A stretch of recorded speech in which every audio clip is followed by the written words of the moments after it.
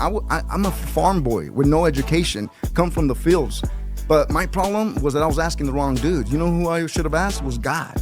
I got on my knees, bro, asked, and sure enough, that happened. I walked out, and everything has been history. And had I been scared and not listened to myself and my faith, I would have still been stuck maybe somewhere working for someone else. All right, guys, founder of Global Processing here today. We got Moses. Thanks for coming on, man. Hey, man, thanks for having me. An honor, man. It's a pleasure. I know you're a busy man these days, so I appreciate it. Yeah, no, thank you, bro. I just, I got in today, and I'm getting out today because I have obligations this evening and tomorrow. Yeah, you're speaking all over the country, right?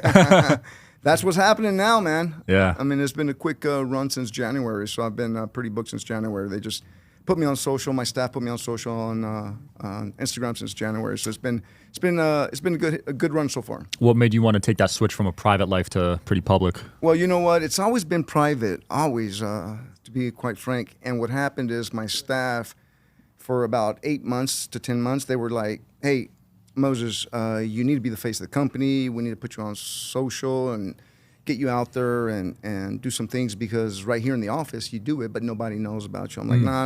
I like being undercover. I like being low key.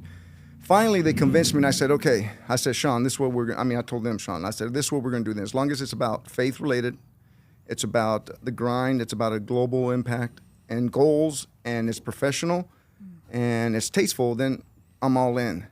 So I didn't think they were serious, right? So the next day they showed up with cameras and on Instagram they got my name. I'm like, oh. So that's how it started, brother. That's an interesting way to approach social media, because usually the degenerate stuff gets the views, right? Not the faith-based stuff. But yeah, that's a good mindset to have, I think. No, 100%. And a lot of people think, hey, like, they wait on Instagram or they wait on social media to make them. So I'm a self-made before social media, so I'm very blessed and thank God for that. And that's important because, you're right. There's a lot of gurus and coaches out there that made it on Instagram, but not beforehand. Yeah. So it's important to have done the business you have, which we'll dive into for sure. First, we got to start at the beginnings, though, man. You had a humble beginning.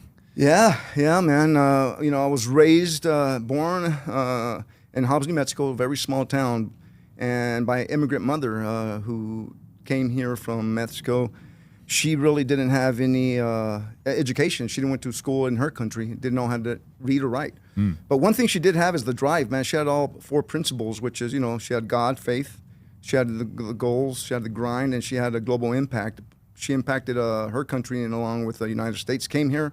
When she was 18, she owned a restaurant in Mexico. So a lot of Americans would cross over, and they were good tippers. She's like, you know what, there's a dream out there across the border. So she came over, and she was very successful. I mean, she had property rentals, she had restaurant over here, and so she made a big impact. And what impacted me in the early beginnings was I used to work with my mother in the crops, man. So I did cucumbers, bell pepper, cotton fields, peanuts, pecans.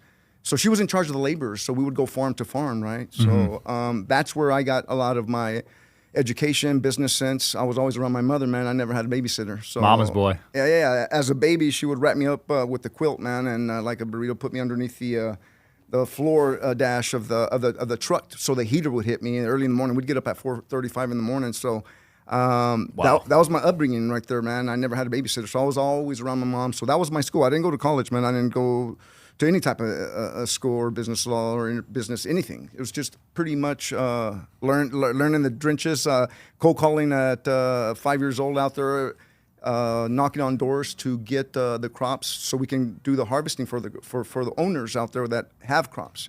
Farm to farm, we would drive miles in West Texas, and I would do the translation because she didn't speak English.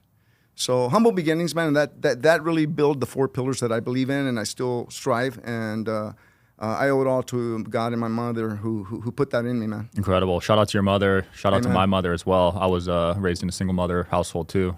So, yeah. Awesome, bro. She did her best. Congratulations. And we used to butt heads a lot, actually. But now, as I've gotten older, I realize she wanted the best for me. Dude, me and my mom would butt heads every day, bro. But you know what it is that you guys are a lot alike, probably, because me and my mom were a lot alike and so many traits, and we just have big personalities. So, But you know what? That's what made us who we are. That's our DNA. That's your DNA, man. So congratulations. Right. I mean, look where you're at now. You're successful, man. Well, So you too, man. You congratulations, too. brother. So when did it go from the farm stuff to the payment processing? Oh, dude, check it out. So on my birthday, this was not my mother's decision, right? So thank God that I was smart enough and God had put that in my mind. On my birthday, so felt that I was 17 years old, and I moved out of my hometown where I was born and raised. There was nothing to do there but, you know, either crops or oil fields.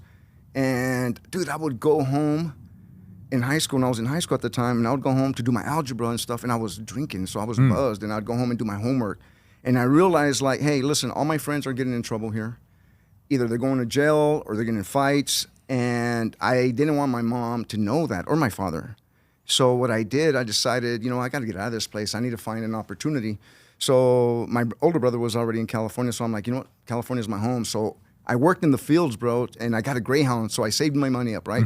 So I got a Greyhound ticket. I remember still buying the ticket and still telling my mom through the window, you know, oh, man, it gets a little emotional, but I remember just waving to her and saying, hey, I'll be back, right? In my own mind thinking I'll be back. But I came over here for a better opportunity. So long story short, so I was 17, boom, finished here, then get my first job. Dude, this is actually my first paycheck job that I got in the merchant services. So I always worked for my mother. So I started doing merchant services, and I was killing it. I was just murdering it, dude. I was just hitting it. I was a young kid, pimple face. You know, I was hitting both markets, bilingual market, English market. So you were just walking into stores and closing them? Dude, I did that at first, right? But people weren't taking me seriously. I was a young kid, pimple face, and they're like, and they would literally straight ask me, wait, you're gonna handle my money? You're gonna put my money in my account?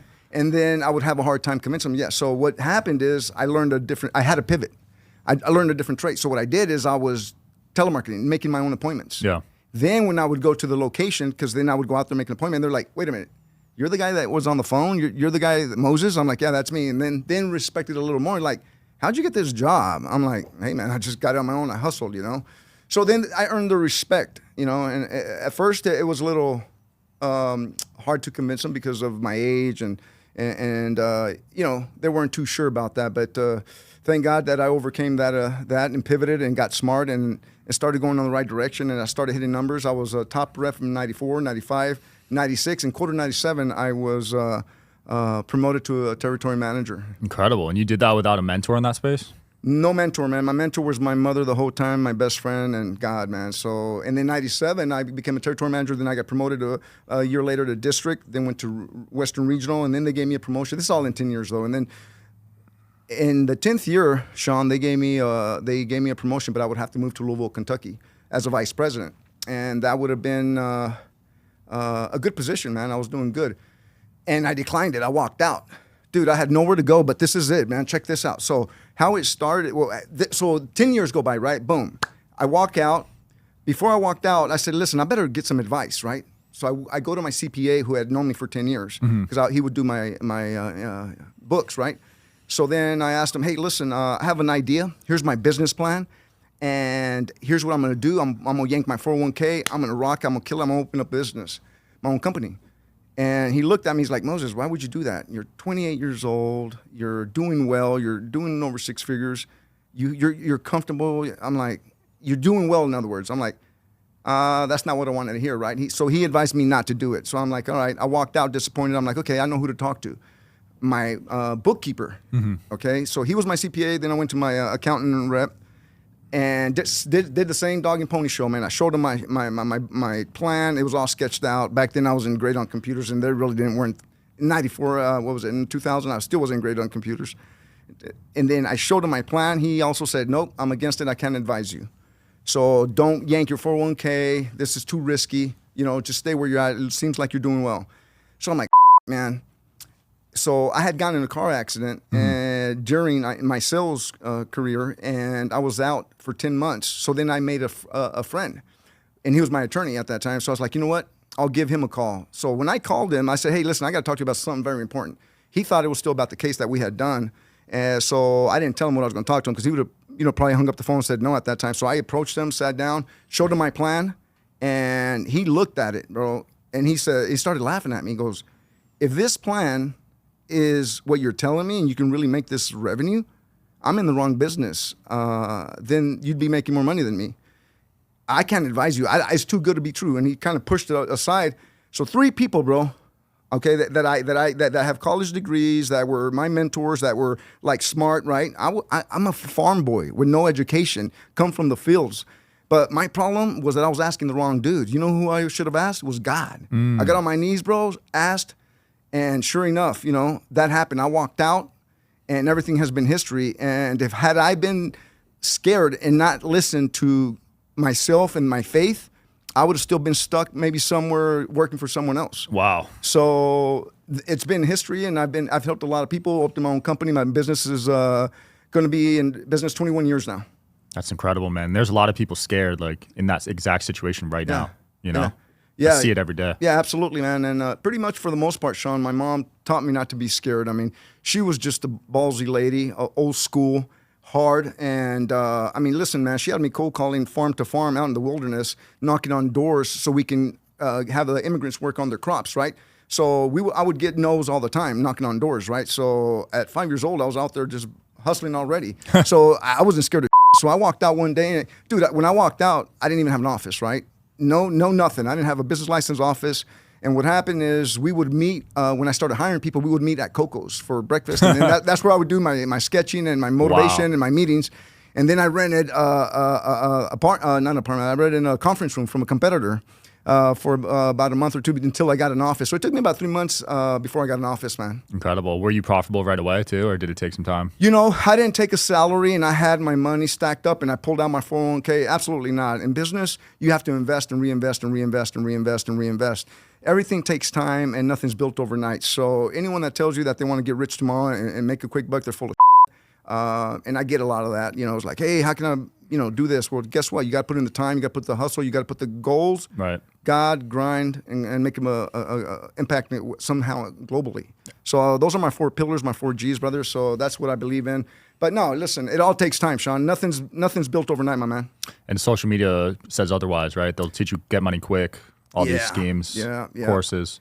I've learned, Sean, that I've been in social media since January, like I mentioned. But there's a bunch of out there. There's a bunch of baloney, right? Yeah. It's just not what I thought it was, and there's not that many real people. In other words, and I've already crossed that bridge, and I'm finding out real quick, real soon that people just sell this lifestyle, and it's not really them. And I just laugh now, and I'm like, I don't believe what I see now these days, brother. So I got to go there, kick the tires for myself, get to meet you, and figure things out, because there's a bunch of out there in the social media world these days, man. Yeah, you'll learn quick. I'm sure you already are.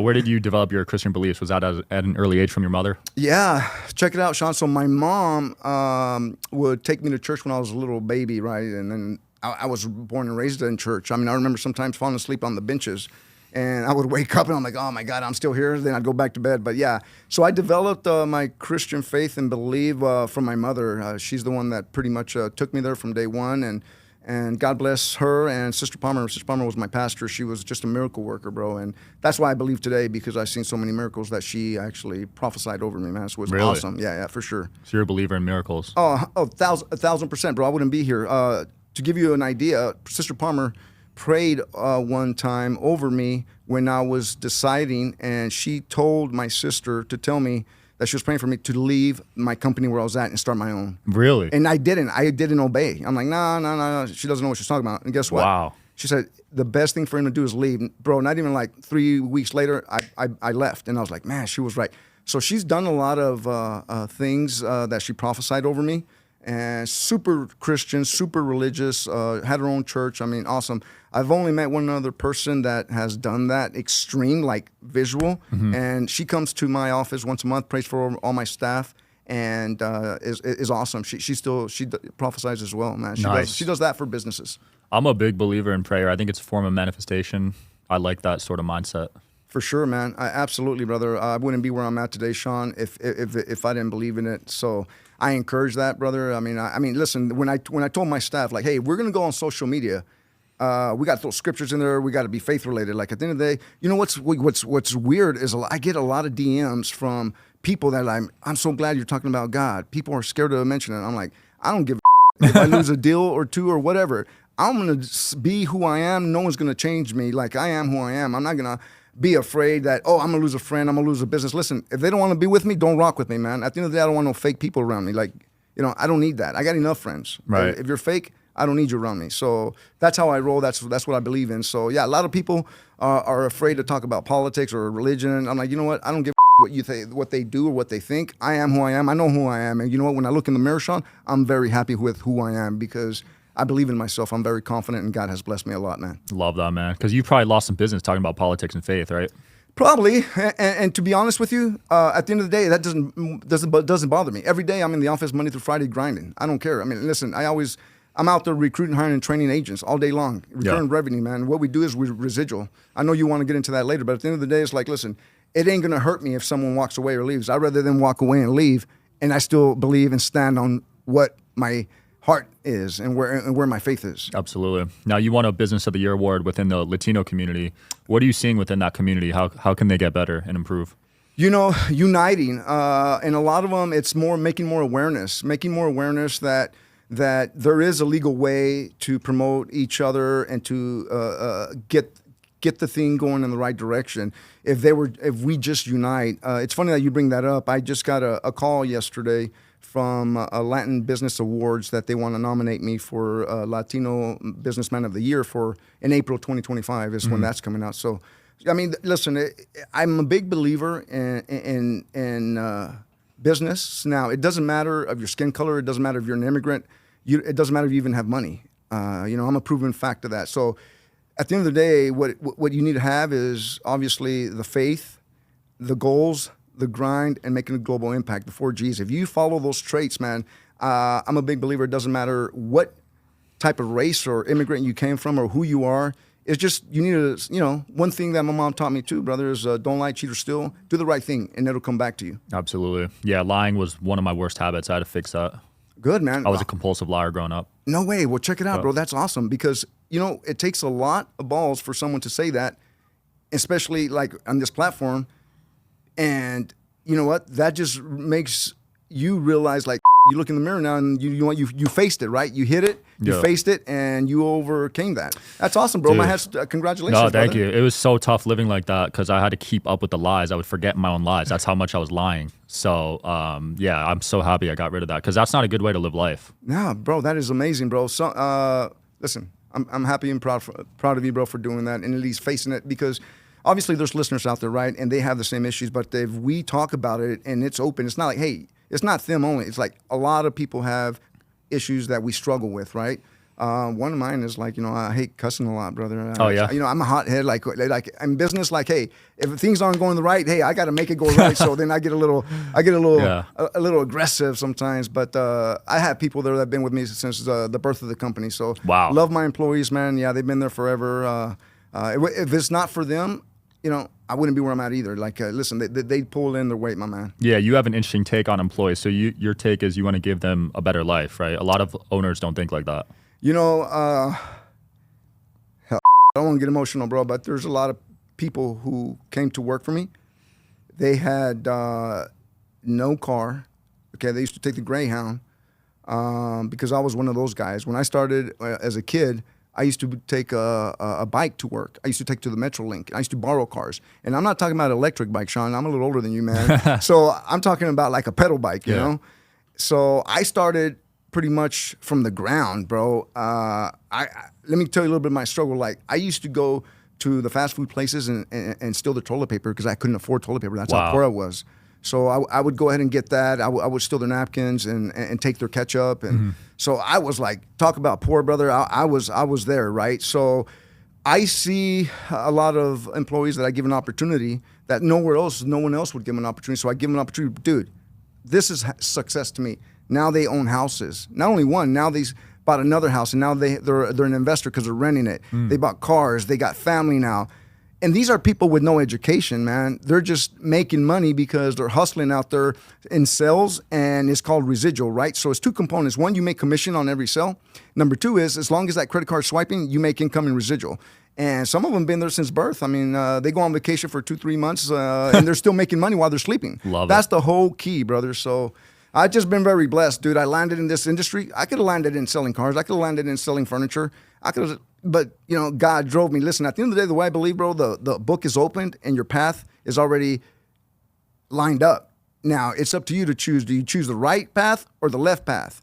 And thank God I chose the right one, brother, and got out of there. And therefore, I'm helping a lot of people, not only in my community, but throughout the country. Like we have accounts throughout the country, bro. As long as U.S. soil, and right now I'm expanding in Mexico. We have the green light to go out there and do some stuff in Mexico for credit card processing as well. Incredible. Yeah, for people watching this, I'm going to name some of your clients because you're too humble to name them. So KFC, Subway, Domino's, Toyota, Chevron. I mean, the list goes on. It's impressive, man. Yeah. To be honest with you, I'm not. It's all obviously awesome to have those big names, but at the end of the day, I mean, we go as low as like a regular guy who works from home. I don't care if he's a detail guy or a plumber that works from his garage. From one guy all the way to hundreds of locations. So we don't discriminate, man. We'll go ahead and modify it for you. And the beauty of our business, Sean, is that we're not like your typical bank. But here's the thing. See, for the listeners out there, they don't understand this. So we are registered through the card brands. That's like Visa, MasterCard, whatever, right? So are the banks, the financial institutions. So Moses' company, which is Global Processing Systems, is the same thing as a financial institution, like the Wells Fargo, the BofA's, like those big dogs, right? Mm-hmm. However, they have the same rates that we have with Visa, MasterCard. See, people don't know that. So that's the difference. The difference is like we have more room to negotiate and lower the rates and save them money than the other financial institutions, because you know what they have? They have it in a box and they give it to the employees. Like, you can't come out of this box. You have to sell this program. With us, it's like, hey, give me your statements. We'll go ahead and lower the rates or eliminate the fees, because now there's called what's cash discount, with the banks don't do that. Cash discount is one of the things that is in their favor if you're a business owner out there, because we can eliminate your Visa, MasterCard fees, like all your credit card processing fees. So listen, man, I love and eat, breathe this stuff. And not only that, we can also make people who want to sell, make people rich. I have agents that are making north of $50,000 a month. Wow. In residual only. That's if they don't sell nothing. That's just residual. And they're making money while they're sleeping. That's incredible. And there's not many spaces you can get that accomplished in. No, man. So I'm telling you, dude, I'm just blessed to be in this platform with you. I'm blessed to be in this industry. Like, if I can help anybody out there, because listen, I wasn't born with the silver spoon in my mouth, man. I came from very humble beginnings, and that's what I love to do. I love to pass it on and help and give opportunities to people who don't have them or will never ever have those opportunities. For sure. So there's a lot of business owners that watch the show, entrepreneurs. They're all on PayPal, Stripe, Square. What would you recommend them to look into? They could definitely get a hold of me or my company, brother. My social is Moses, M-O-S-E-S, Heredia, Heredia Jr. And what we do as a company, we give a free analysis. If we can't help you, hey, we're shaking your hands like, you have a decent rate. We will analyze 3 months of their processing statements and say, you know what, you're paying 3%, 4%. Here's what we can do. And we'll give them a free analysis. If we can help them, great. And then we'll show them, hey, we can save you this much a month or this much a year. If we can help, great. If not, hey, move on. I mean, there's no obligation for that. Yeah. Are you still setting goals and benchmarks for the company? Yeah, man. All day long, every day, all day long. That's one of my 4 pillars, brother. I believe in that tremendously, brother. Every day, I thank God for waking me up and giving me another chance. And there is definitely goals and pillars out there, and we're kicking ass. We're making it happen, man. We're taking names, and listen. I'm not arrogant or cocky, but we're taking a lot of business from my competitors. Absolutely, man. Do you still have the same fire as 21 years ago? No, I don't. I have more. Really? More than yeah, man. Listen, wow. Listen. I every day I'm excited. Every day I'm happy. I mean, I'm here.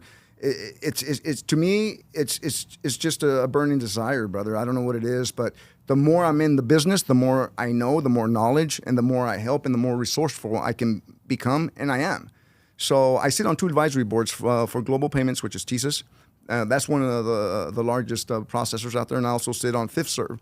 They used to be First Data. I sit on the advisory board for ISOs there. So I sit on 2 advisory boards that they're competitors, but at the end of the day, out of thousands of ISOs, brother, there's only 10 of us that sit on there. Wow. And they selected me to be that. So listen, man, I'm actually flying out to Atlanta next week for one of the advisory board meetings. Damn, so you're top 10 then. Come on, man. Let's you go. Didn't know that, Sean? Somebody didn't tell you that? No, I'm kidding. No, I love that, man, because a lot of people get in the game, they have some success, and then the mindset kind of fades, but you're saying you're even more.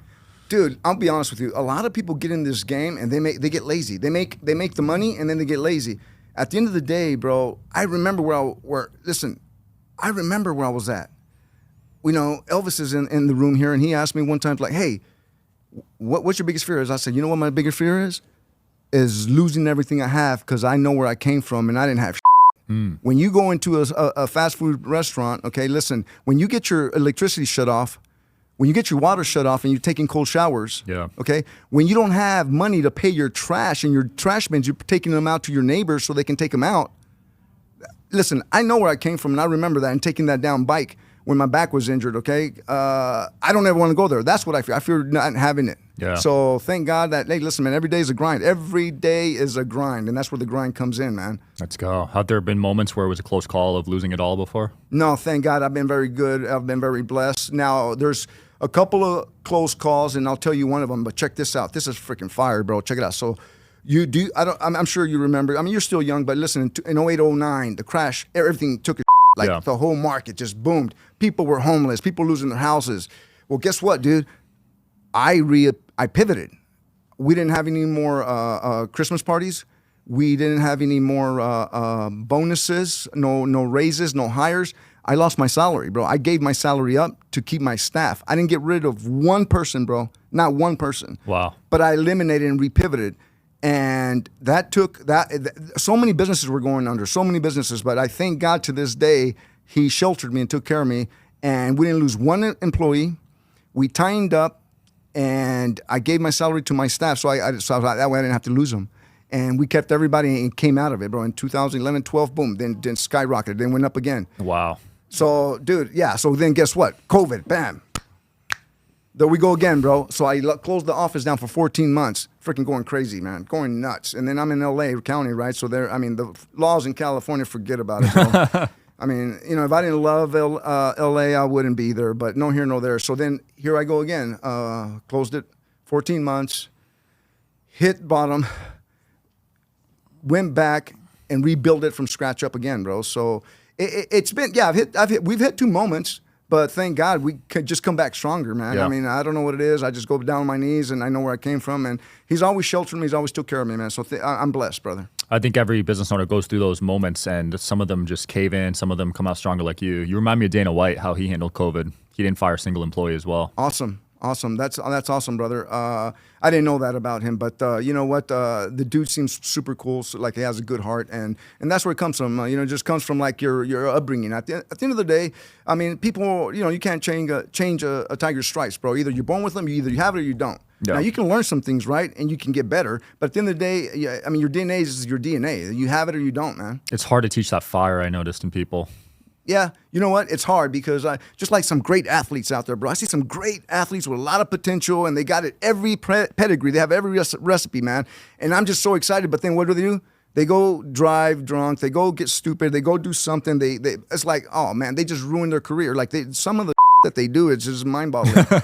So it happens out there, you know. What are you gonna do? But yeah, either you know, some people have it, some people don't. Those athletes, they need mental coaches because obviously physically they're crushing it, but I feel like the mental health they don't pay attention to. 1,000%. You couldn't have said that better, Sean. That's what it is. That's what it is, brother. They need advisors. They need guidance. They need someone to definitely take them in the right direction, brother. And they need the dude upstairs, man. You know? Yeah, and I love how honest you are about that because, like you said earlier, a lot of people are ashamed to talk about religion these days. So props to you, man. Thank you, my man. I appreciate that. Yeah, that's important. So what's next for you, dude? Man, we got a lot of stuff going on, brother. I got some things shaking. We got some summits at the office. We're getting people together. We have some newcomers coming in. We're beefing up the staff. We're recruiting, hiring, and training right now tremendously. I have some people back actually right before I got in here at your place, man, where we're talking to some of the managers, you know, cracking that whip and getting some people in there. So the company's growing, the company is expanding, and we plan to be in different countries by next year. Nice. Yeah, I'm gonna join, man. I'm excited. Awesome, brother. I'm gonna be an affiliate and send some business your way.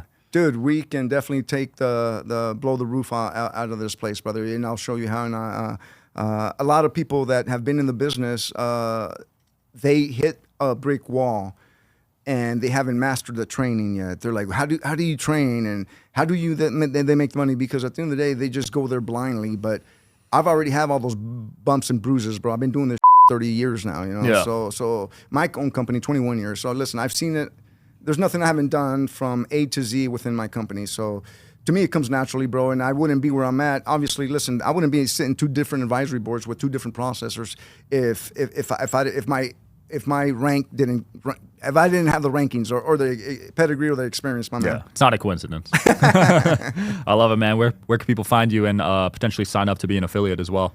Absolutely, brother. There is a digit that I can't remember, but I'll give you my... we'll put it in the description. Yeah, for sure. I think my staff has it, but right now, from the top of my head, just my IG for now, and then I'll have my staff handle that, which is Moses, Moses, Heredia, Heredia Jer. Oh, is that it right there? Yeah, or they can text Moses to 33777. Perfect. Moses. All right. Yes, thanks sir. for coming on, man. Hey, Sean, thanks for having me, man. Yep. I heard a lot about you, brother. I'm proud to be here, brother, and thank you for sharing a little bit of your life story. Likewise, as well, man. And I admire that, man. Thank you. Thanks for Absolutely. watching, guys. As always, check out the links below. Text that number. See you guys next time.